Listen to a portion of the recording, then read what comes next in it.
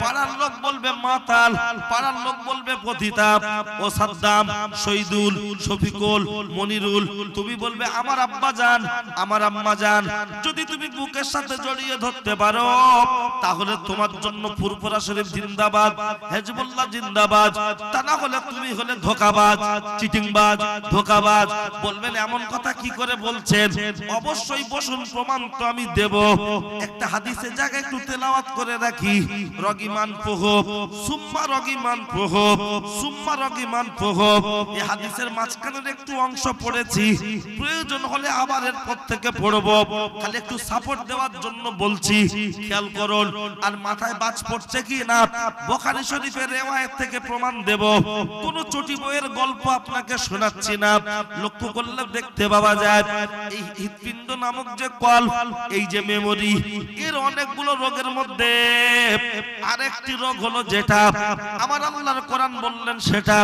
আমার আল্লাহর কোরআন জানিয়ে দিয়েছেন আকিমুস সালাহ ওয়া আতুজ যাকাত, তোমরা নামাজ কায়েম করো, পাশাপাশি যাকাত প্রদান করো। নামাজ রোজা কেউ কোনোদিন করো না কো কাজা, যদি করো কাজা কবরে গেলে পেতে হবে সাজা। নামাজ রোজা ইমানদার মুসলমানের জন্য খুবই সোজা, কিন্তু দুঃখের সাথে বলতে হয় আজকের মসজিদগুলোতে বেশি নামাজ পড়ছে কারা? এই মুরব্বি বাপ চাচা যারা মসজিদে নামাজ পড়ছে তারা, আর জনজন ছেলে যারা মসজিদে নামাজ পড়তে যায় না তারা। তাদের যদি হাতটা ধরে বলা হয় ভাই চল না মসজিদে নামাজ পড়তে যাই, তখন বলছে দাদু তোমার গাঁটে গাঁটে বাত, কোমরে কোমরে বাত, উঠতে গেলে লাঠি, বসতে গেলে মাটি, জীবনটা করতে হবে খাঁটি, কবরে গেলে জায়গা দেবে মাটি, মজবুত হবে ঘাটি। এখন তোমরা বলবে নামাজ নামাজ নামাজ, আমরা বলবো সমাজ সমাজ সমাজ। তোমরা বলবে ভাত ভাত ভাত, আমরা বলবো মদ মদ মদ। উঠতি বয়সে ফুর্তি করব, ধরা পড়লে ধনঞ্জয়, না পড়লে ফুল এনজয়। আমাদের জন্য আবার নামাজটা কিসের কিসের? খুব বেশি বেশি যদি বলা হয় তখন বলে ও সাদ্দাম ভাই আসামি কি প্রতিদিন কোর্টে যায়? না না না না না, রানাঘাট কোর্টে তো প্রতিদিন আসামি যায় না। যেদিন যেদিন কেসের ডেট থাকে আসামি সেদিন সেদিন কোর্টে হাজিরা দেয়। আমরা মুসলমানের বাচ্চা ঈদের দিনে খাবো কেজি কেজি লাচ্চা, বছরে দুদিন কোর্টে হাজিরা দিয়ে বলবো আমরা বড় সাচ্চা। আমরা প্রতিদিন মসজিদে যাব না, আমরাও তো বছরে দুটো ঈদের দিন যাই। এরকম মুসলমান আছে না নাই? বছরে দুদিন। কোন একটা মেয়ের সাথে আমার দেখাশোনা হলো রাস্তায়, আমি দেখেই বলে ফেললাম আমি তোমাকে ভালোবাসি। মেয়েটির সাথে 6 মাস পরে আবার একদিন দেখা হলো, ভাই চিনতে পারছো? মেয়েটির সাথে ছেলেটির সম্পর্ক কখনোই থাকতে পারে না। কেন? সম্পর্ক রাখতে গেলে ফোন নাম্বার দিতে হবে, ফোন নাম্বার নিতে হবে, চালাতে হবে হোয়াটসঅ্যাপ, করতে হবে ভিডিও কল, ওখানেই যত শক্তি আর বল। চালাতে হবে ফেসবুক, ভিডিও কলে দেখাবে দুজন দুজনের মুখ, আর তাতেই বলবে কাবি খুশি কাবি গাম। কোথায় গেলে পাবো ঋত্বিক রৌশন? ভালোবাসা টিকিয়ে রাখতে গেলে দৈনন্দিন 2 বার 4 বার ফোন করতে হবে, হাই হ্যালো মেসেজ করতে হবে, 15 দিন 1 মাস ছাড়া দেখা করতে হবে, হাত খরচা দিতে হবে, রিচার্জ মেরে দিতে হবে। একটা ছেলে আর মেয়ের সম্পর্ক টিকিয়ে রাখতে গেলে যদি তাকে ফুচকা খাওয়াতে হয়, হাত খরচা দিতে হয়, সারা দিন 4 বার 5 বার ফোন করতে হয়, 1 ঘন্টা 1.5 ঘন্টা যদি কথা বলতে হয়। আমরা আল্লাহর বান্দা, আল্লাহর সাথে সম্পর্ক টিকিয়ে রাখতে গেলে এই মসজিদে গিয়ে আল্লাহর সাথে প্রতিদিন 5 বার ফোনে কথা বলার দরকার আছে না নাই? দুনিয়ায় একটা ছেলে আর মেয়ের সম্পর্ক টিকিয়ে রাখতে গেলে যদি হাই হ্যালো বলতে হয়, আমরা রুহু জগতে বলেছিলাম আল্লাহ তুমি আমাদের রব, তুমি আমাদের সব। আর দুনিয়ার বুকে আসার পরে বলছি তোমার দেখা নয় রে, তোমার দেখা নয়। সোজা হয়ে উঠে দাঁড়াতে পারে না, একা একা বলছে পাগল হুয়ার ভাই ধীরে ধীরে। ও কার জন্য পাগল হলো রে? আল্লাহ ইচ্ছা করলে মায়ের নারীর সাথে বাচ্চার নারীর সম্পর্ক না দিয়ে ডাইরেক্ট গাল দিয়ে খাওয়াতে পারতেন না পেটে, কিন্তু কেন নারীতে দিলেন? আর সেই ছেলে আজকে ওর বাংলা পানি খায় না, এখন অফিসার চয়েস মানে, সুপার ডিলাক্স মানে। বলো হুজুর তোমার কি মদের কারখানা আছে? আরে শুধু বিয়ে করলে হয়? বরযাত্রী গেলে রান খাওয়া যায় না? রাস্তায় বোর্ডগুলো দেওয়া নেই? যদিও এদিকে মুসলিম মেজরিটি কম, মুসলিম এলাকায়, মুসলিম আপনার জনবহুল এলাকায় চলে যান, মদের দোকানগুলো লাইন দেখেন, আখের রস খাওয়ার লোক নাই। পাড়ায় আখওয়ালা ঘুরছে, দুধওয়ালা ঘুরছে, আখ খায় না, দুধ খায় না। যদিও দুধ খায় বাকি, আর আপনার বইয়ের মাখনি বন্ধক দিয়ে সেখান থেকে মদ কিনে এনে খাচ্ছে। এরকম মুসলমান আছে না নাই?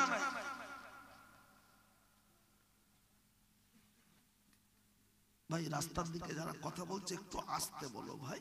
তোমাদের বলতে মানা করবো না, তোমরা চাঁদা দিয়েছো, তোমাদের গ্রাম, আর আমি এসে বলতে পারি যে তোমরা কথা বন্ধ করো?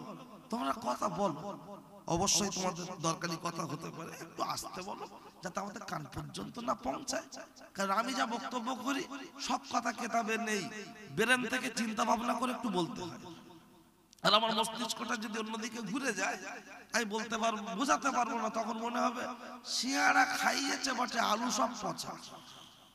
কারণ হ্যালো, শিয়ারার ভিতর আলু কি করে গেল এটা কি সবাই বুঝবে বলো? ও সুগারের রুগীও খাবে চপ, রোজার মাসে খায় না? বলছে দাদু তোমার তো গ্যাসের রোগ, সুগার, চপ খাবে? বলছে যাই রোগ, রোজার মাসটা খেয়ে মরি। ঠিক আছে, তো ওই জন্য আমারে আলু খেতে গেলে ওইভাবেই দেবো যাতে সুগার রোগীর অসুবিধা না হয়, কিন্তু আমার মস্তিষ্কটা তো ঠিক থাকার দরকার।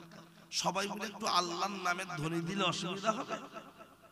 কারণ আমার বক্তব্যতে একটু আমার সাথে কথা বললে কি হয়, বক্তব্য করতে ভালো লাগে। আজকে তো 11টায় উঠেছি আমি, এই আশেপাশে মানে এই বাতকুল্লা সাইডটা এমনও জলসা আসে না, 1টা-1:30টার দিকে উঠি, তখন তো দেখি সব মানুষ প্রায় যেন ঘুমন্ত ঘুমন্ত ভাব, প্রায় লাশ পড়ে যায়, তারপরেও ইনশাল্লাহ টুকটুক করে ওঠে। আর আপনার সবে তো 11টা, একটুখানি নড়ে চড়ে আল্লাহর নাম নারে তাকবীর। শরীর খারাপ নাকি? আল্লাহর নাম একটু ভক্তির সাথে, মহব্বতে ভক্তির সাথে।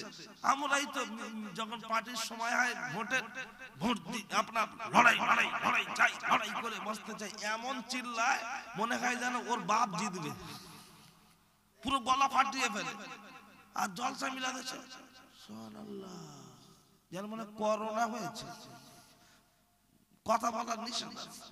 অন্তত মোহাম্মদ রফিক গান বলে গলা ফাটিয়েছে, নাফরাত কি দুনিয়া। বলে হুজুর তুমি জানো? আরে আমরা ইউনিভার্সিটি পড়া ছেলে, জানবো না মানে? আর কারি বাসিত কোরআন পড়ে গলা ফাটিয়েছে। তাহলে আমরা ধরবো না দিদির আঁচল, ধরবো না দাদার ধুতি, আর খাবো না চাওয়ালার দোকানে চা, খাবো না ওই ঘষের দুধ। আমরা ধরতে চাই দামানে মোস্তফা, বিশ্ব নবীর শাফাত নিয়ে আমরা জান্নাত পেতে চাই। সবাই মিলে একটু জোরে নারে তাকবীর, নারে তাকবীর। মোটামুটি কোন রকম এখানে বসে যদি কেউ ঘুমায় সে সব পাবে? কেন পাবে না? জব কার্ডের মাটি কাটুক আর নাই কাটুক, হাজিরা হলে মাল অ্যাকাউন্টে ঢুকে যায় না, যায় না?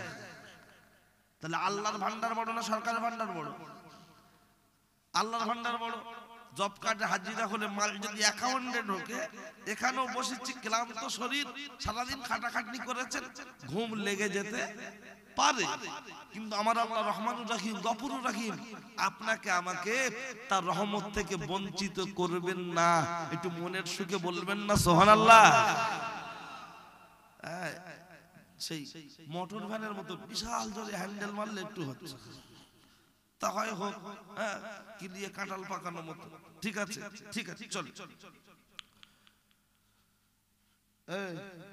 দেখো তো ওদের দিকে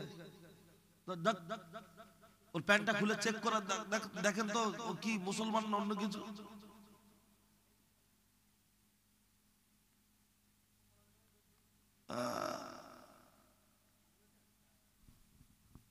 আমাদের কান সাংঘাতিক, ঠিক আছে? ও যার কাছে ছিল সে তো হচ্ছে না, ওটা কি পালালেও কি পরে কাল হবে না? বক্তব্য রেকর্ড করতে বলেছি শুরুতে, অন্যায় হলে বলবে, ন্যায় হলে মানবে। ও ছেলেরা, ও নওজোয়ান যুবকেরা, ও আমার মুরব্বিয়ান বাপ, অন্যায় হলে আমার করে দেবেন মাপ। বাড়ি তারকেশ্বরবাগ বাড়ি, কথাগুলো বলবো বাড়াবাড়ি, রাগ করবেন না তাড়াতাড়ি। আমার নাম সাদ্দাম, আমার নেই কোনো দাম, কথাগুলো হবে টাইগার বাম। শুনলে আসবে অনেক কাম, দিতে পারবো না আপনাদের সময়ের দাম। আমি যে কথা বলছিলাম একটু খেয়াল করে শুনে রেখে দেন, জেনে রেখে দেন। আমি অমুসলিমদের জন্য কথা বলছি না আজকের, অবশ্যই অমুসলিমদের নিয়েও কথা বলি, কিন্তু আজকের বলছি না, শুধুমাত্র মুসলমানদের উদ্দেশ্যে বলছি। শুনে রেখে দেন, জেনে রেখে দেন। ও ছেলেরা, ও নওজোয়ান যুবকেরা, রেডিওয় খবর হয়, টিভিতে খবর হয়, নামাজের গুরুত্ব এত কেন? আপনাদের মসজিদের ইমাম সাহেব জুম্মার দিন নামাজ সম্পর্কে বায়ান বক্তব্য করেন। আজকে সাদ্দাম হোসেনকে ডেকে এনেছেন, সাদ্দামও নামাজের বিষয় কেন বলছে একটু খেয়াল করুন। নরেন্দ্র মোদী দখল করে বসেছে দিল্লির গদি, মমতা দখল করে আছে বাংলার ক্ষমতা। মমতা এবং মোদী দুজন মিলে যদি বন্ধ রেখে দেয়, পশ্চিম বাংলার সমস্ত দোকান বন্ধ হবে কি হবে না?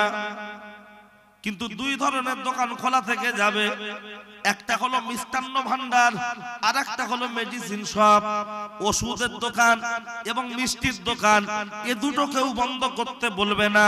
ডনমাইন কিছু মনে করবেন না, মমতা ব্যানার্জি পশ্চিম বাংলার সব গ্রামে তো ভোটে জিতে নাই। বামপন যখন ক্ষমতায় ছিল সেও সব গ্রামে ভোটে জিতেছিল না। কংগ্রেস যখন ক্ষমতায় ছিল সেও সব গ্রামে ভোটে জিতেছিল না। তাহলে মমতা ব্যানার্জির কথা মতো যদি দোকান বন্ধ রাখতে হয়, আমার আল্লাহ ওয়াল ওয়ালে, আকাশে বাতাসে, পাহাড়ে পর্বতে সমস্ত জায়গার ক্ষমতার মালিক আছেন না নাই? তাহলে আমার আল্লাহর কথা মতো দোকান বন্ধ রাখার দরকার আছে না নাই? বলবেন আমার আল্লাহ কি বন্ধ রাখতে পারে? নিশ্চয়ই। বলবেন হায় হায়, এ তো ডিজিটাল বক্তা, আল্লাহ নাকি আবার বন্ধ রাখতে পারে? নিশ্চয়ই কোরআন থেকে আমি উদ্ধৃতি দেব, অপেক্ষা করুন। রেডিওয় খবর হয়, টিভিতে খবর হয়, যে খবর একবার বলে দেয় একে বলা হয় এমনি খবর। যে খবর দুবার তিনবার দেখানো হয় ওটা হয় খাস খবর। খাস খবর। এখন জানতে মন চাইছে নামাজ পড়ার জন্য কোরআন শরীফে কতবার ঘোষণা হয়েছে? 82 বার। কোরআন শরীফ একবার ঘোষণা হলে এটাই তো আমাদের জন্য খাস খবর। কথা ঠিক কিনা? কথা ঠিক কিনা? কিন্তু যখন 82 বার এসেছে, আকিমুস সালাহ ওয়া আতুজ যাকাত, তোমরা নামাজ কায়েম করো, পাশাপাশি যাকাত প্রদান করো। নামাজ রোজা কেউ কোনোদিন করো না কো কাজা, যদি করো কাজা কবরে গেলে পেতে হবে সাজা। এটা আমাদের জন্য খুবই সোজা। এটা হলো খাস খবর। খাস খবর, খাস খবর। তাহলে বলুন বলুন বলুন, আল্লাহ বন্ধ রেখেছেন কোন জায়গায়?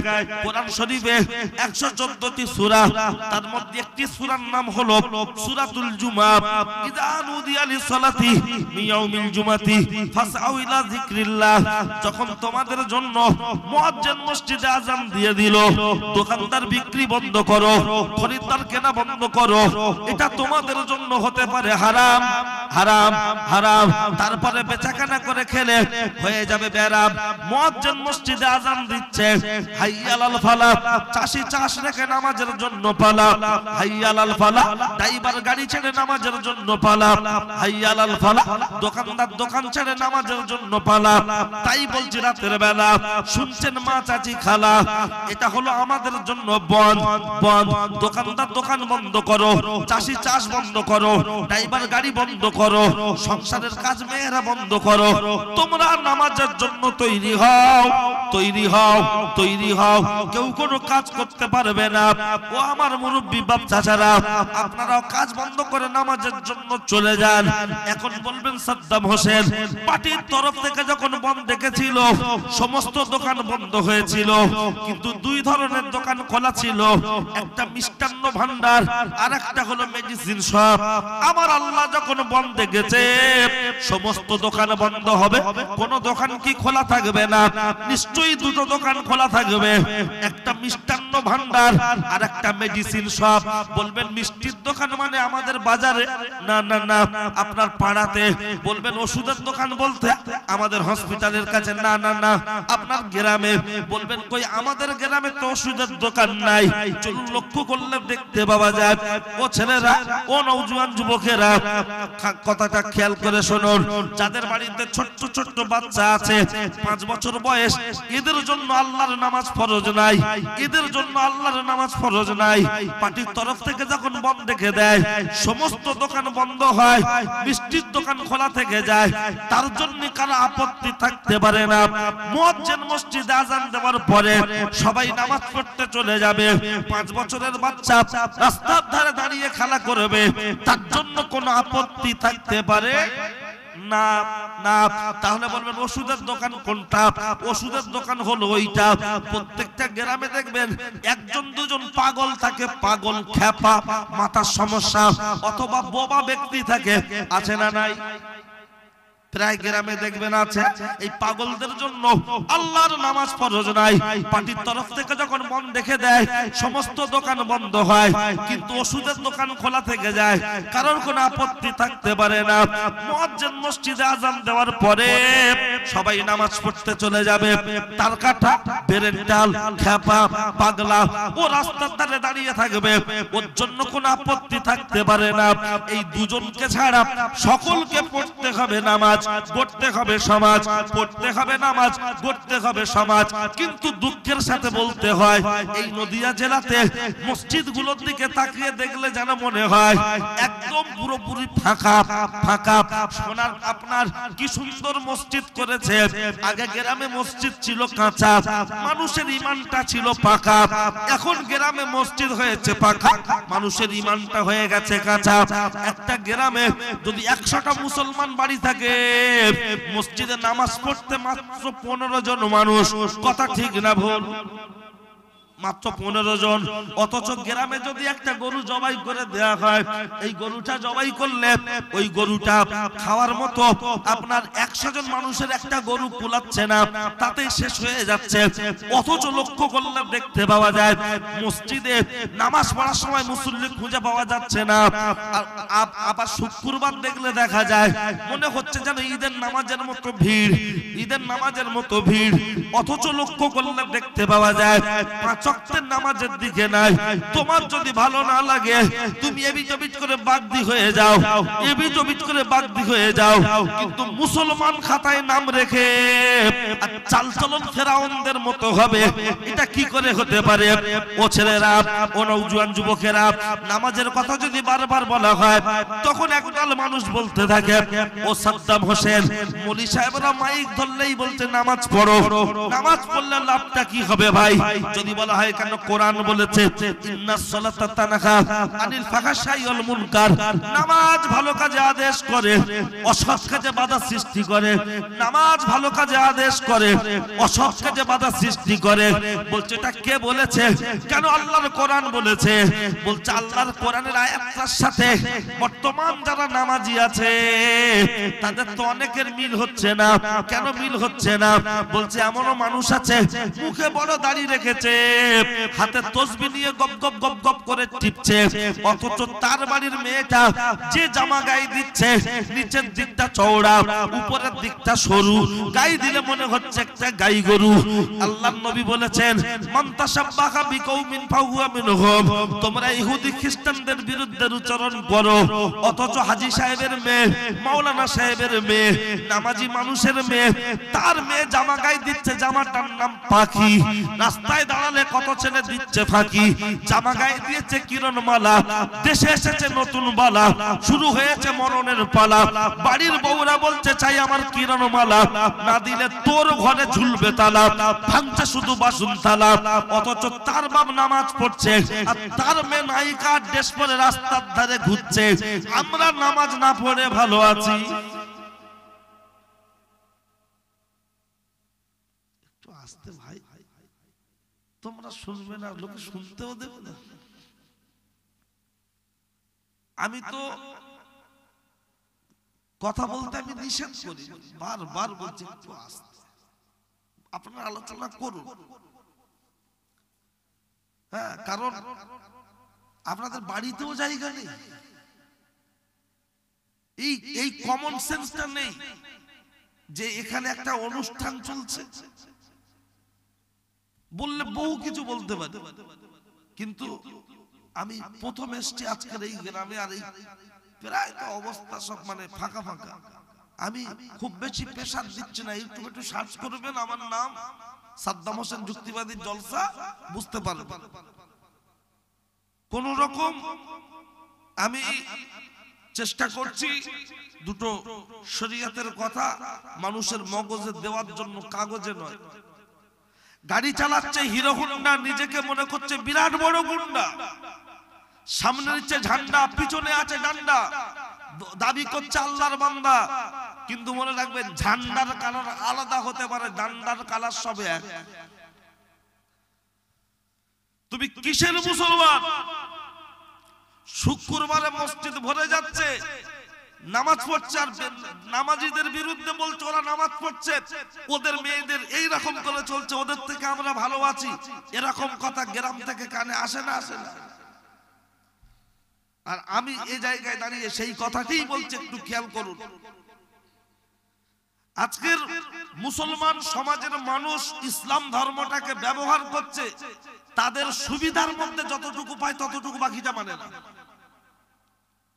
তার উপরে যুক্তি খাড়া করছে। চলুন গ্রামটা সার্ভে করুন, এই গ্রামে যদি 100 বাড়ি থাকে, 50% বাড়িতে আজকের বন্ধন সুদের ব্যবসা ঢুকেছে, কথা ঠিক কিনা? মহিলা সমিতি 10টা করে বউ একসঙ্গে মিলে গ্রুপ লোন চালাচ্ছে। ইমাম সাহেব যদি বলে, আমি মঞ্চের বক্তা যদি বলি, বলে ও হুজুর, তোমরা তো মাইক ধরলে ফতোয়া দিচ্ছ, আমার মেয়ের 15 দিন পর কেউ টাকা ধার দেয় না, তুমি দাও। কথাটা ঠিক বলেছে। তবে আমি আরো জানতে মন চাইছে, মাওলানা, মলি সাহেব, মুফতি সাহেব, ইমাম সাহেব যে কথাটা বলছে সুদ হারাম, এটা কি বাপের কথা না কোরআনের কথা? কোরআনের কথা। তাহলে প্রশ্নটা ইমাম সাহেবের কাছে করছে, মাওলানার কাছে করছে না আল্লাহর কাছে করছে? আপনার ছেলের হাত ভেঙে গেছে, হাত ভেঙে গেলে এখান থেকে কাছাকাছি যে হসপিটাল, সে ট্রান্সফার করেছে, ট্রান্সফার করলে বলছে চলে যাও পিজি। ট্রেন ধরলে যাওয়াটা খুব ইজি, কিন্তু গরিব মানুষ গাড়ি ভাড়ার টাকা নেই। এখন তো রাত 1টা বাজে, যাবে কি করে? পাড়ার ছেলেরা বললো একটা কাজ কর, ফার্স্ট ট্রেনটা তোকে ধরিয়ে দেবো টোটোয় করে, তুই ট্রেন ধরবি, কলকাতায় নেমে পড়বি, 150 টাকাতে একটা গাড়ি ভাড়া করবি, হসপিটালে পৌঁছে যাবে। যেই হসপিটালে যাবে, ফার্স্ট ট্রেন ধরবে, প্ল্যাটফর্মে ঢুকেছে, ট্রেন হরেন দিয়ে বেরিয়ে যাচ্ছে, ওই ট্রেন দাঁড় করানো যাবে? কেন যাবে না? আমরা কি সরকারকে ট্যাক্স দিই না? আমার ছেলের হাত ভেঙে গেছে, আমি ডাক্তারের কাছে ট্রেন দাঁড়াবে না? বলছেন না, সরকারি একটা নিয়ম আছে, আমার ছেলের জন্য কি ট্রেন দাঁড়ায়? তাহলে তোমার ছেলের জন্য যদি ট্রেন না দাঁড়ায়, চলে যাও মমতা সরকারের বাড়িতে, চলে যাও নরেন্দ্র মোদীর বাড়িতে, ট্রেন কেন দাঁড়াবে না? বলে কৈফিয়ত চাও। তার বেলা যোগ্যতা নেই। মসজিদের ইমাম সাহেব মঞ্চে দাঁড়িয়ে মেম্বারের সুদের বিরুদ্ধে বললে তার কাছে টাকা ধার চাইছো, কোন লজ্জায়? শরম করে না? ভারতবর্ষে বাস করতে গেলে ভারতবর্ষের সংবিধানকে যদি মান্যতা দিতে হয়, তুমি মুসলমান বলে দাবিদার, কোরআনকে মান্যতা দাও না, তুমি কি খ্রিস্টান?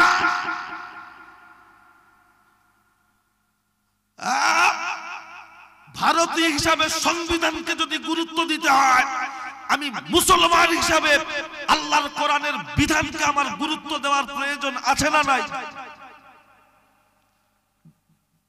যুক্তি কটা যুক্তি? আর এই সুদ, এই গ্রুপ লোন, এটা হলো ইহুদিদের এজেন্ডা। এটা ইহুদিদের এজেন্ডা। যদি বলেন কেমন? আলুর খোলা এমনি কেউ খায় না, কিন্তু চপের ভিতরে দিলে আর কেউ বাদ দেয় না।